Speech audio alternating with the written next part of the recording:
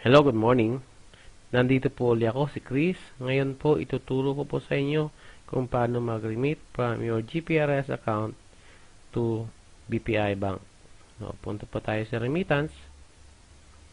Then, ikas to credit to bank. Then, ilagay lang po natin yung bank account number.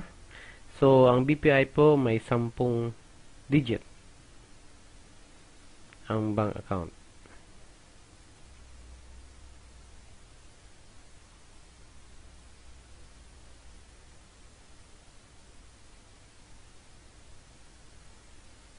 Tapos, lagay lang po natin yung pangalan.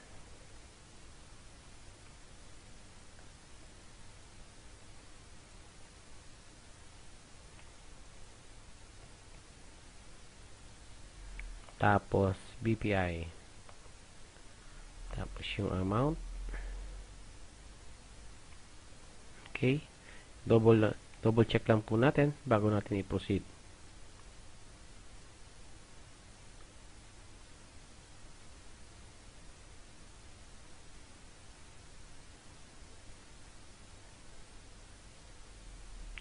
Okay. Sabit na po natin. So, okay. So, hintayin natin ng konti. Nagko-process po siya. Ayan, tapos na po. Transaction successful. So, i-download lang po natin yung resibo. Then, i-save po natin.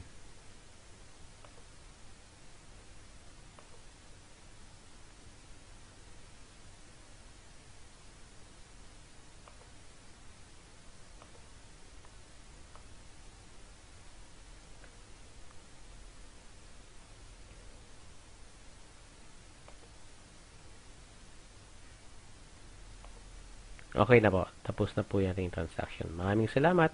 See you next time.